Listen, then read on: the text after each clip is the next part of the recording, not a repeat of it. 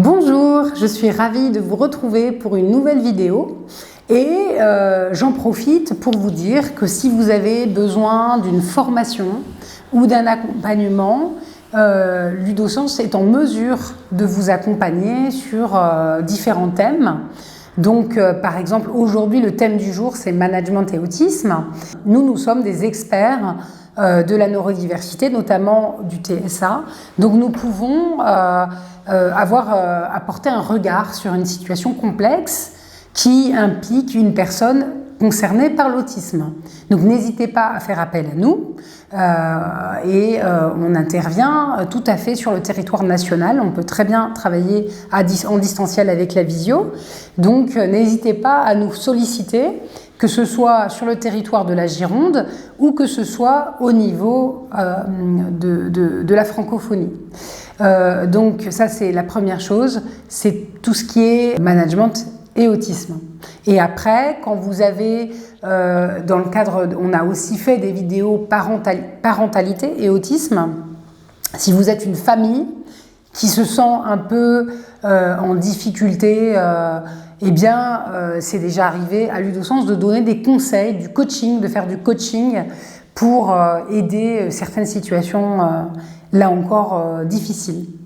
Et donc, n'hésitez pas à nous contacter sur le mail contact@ludosens.com pour connaître nos tarifs, comment ça se passe et les modalités pour qu'on puisse procéder à cet accompagnement.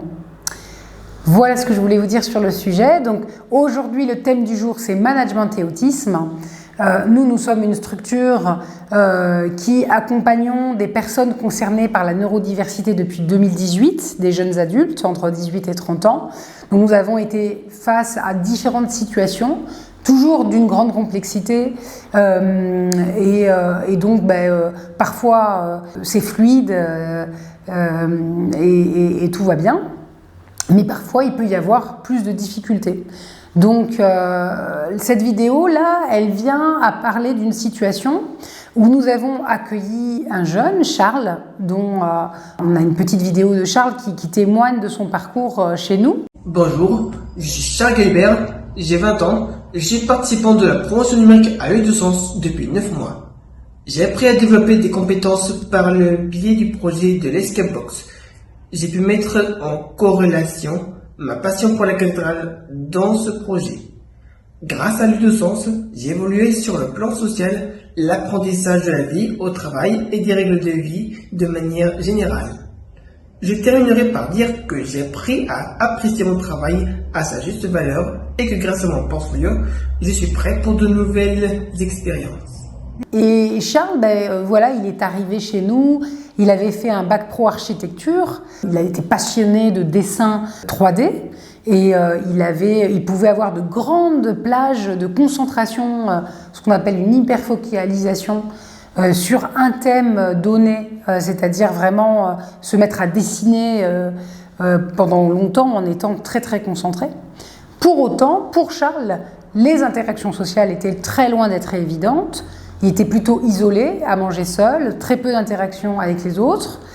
Les autres n'étaient pas toujours très à l'aise parce que Charles avait de grandes stéréotypies,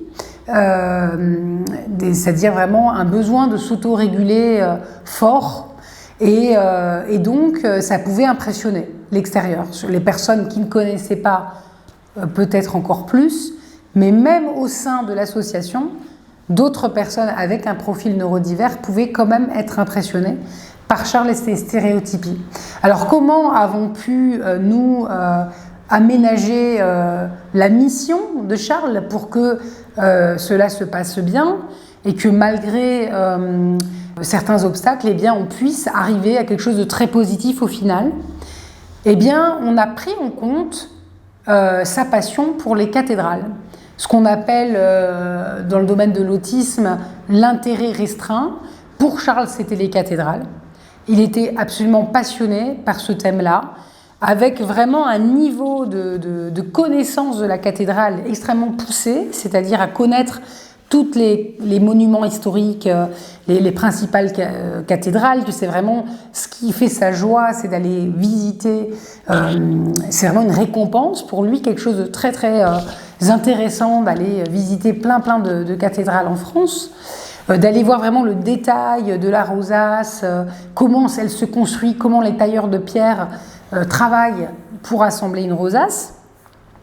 Et en plus, avec sa passion du dessin 3D, une capacité chez Charles forte à maqueter avec tous les détails d'une très grande précision, les détails d'une cathédrale. Donc nous sommes partis de ce qu'on appelle l'intérêt restreint, nous on va plutôt l'appeler passion, mais voilà, c'était vraiment ce qui permettait à Charles de rester focalisé sur un sujet en particulier pendant longtemps. Eh bien nous l'avons intégré, cette passion, à un projet beaucoup plus complexe et beaucoup plus vaste, qui va bientôt voir le jour. C'est ce dont on a déjà parlé, donc un escape box qui s'appelle Mélodie piégée et qui est un outil de sensibilisation des lycées et des entreprises sur le thème de la neurodiversité. Eh bien, on s'est dit comment on mobilise Charles sur ce projet, ce qui était loin d'être évident parce que Charles n'avait pas la capacité d'assister à des longues réunions collectives où on allait parler gestion du projet, répartition des tâches. Et puis Charles ne pouvait pas participer à la plupart des activités, par exemple tout ce qui était gestes de premier secours, PSC1, c'était plus compliqué pour lui de pouvoir rester concentré sur des choses qui n'étaient pas en lien direct en fait avec sa passion des cathédrales.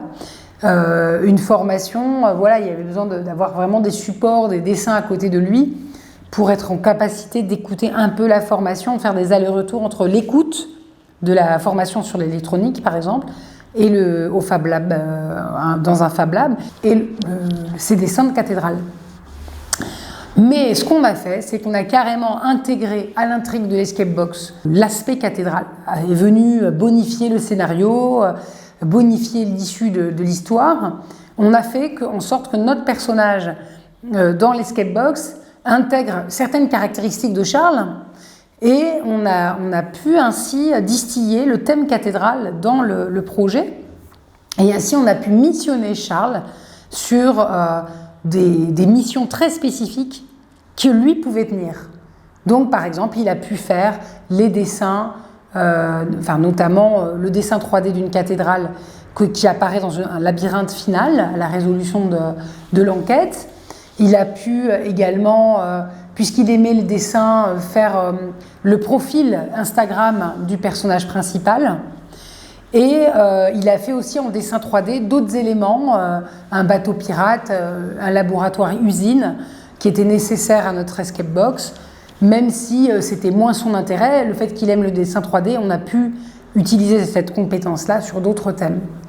Voilà, donc moi je voulais simplement dire à quel point il est tout à fait possible, quand on a envie d'accueillir une personne avec autisme dans ses équipes, donc en entreprise, en collectivité, et que cette personne vienne vraiment nourrir le projet collectif, et que c'est pas du tout un frein d'avoir des grandes stéréotypies, d'avoir des difficultés avec les interactions sociales au fur et à mesure de son parcours chez nous. Charles a vraiment trouvé agréable d'être chez nous et on a bien vu que ses habiletés sociales se sont développées. Il vient beaucoup plus spontanément vers chacun des membres de l'équipe pour dire bonjour, alors qu'au début, c'était uniquement la coordinatrice qui le mettait en sécurité, avec qui il y avait une possibilité pour lui de dire bonjour et d'être en échange sécurisé, quoi. Voilà ce dont je voulais témoigner aujourd'hui. J'espère que cet exemple, cette situation vous a convaincu que la neurodiversité peut vraiment, on peut avoir un profil neuroatypique et être tout à fait en capacité d'offrir ses talents à la société comme tout un chacun.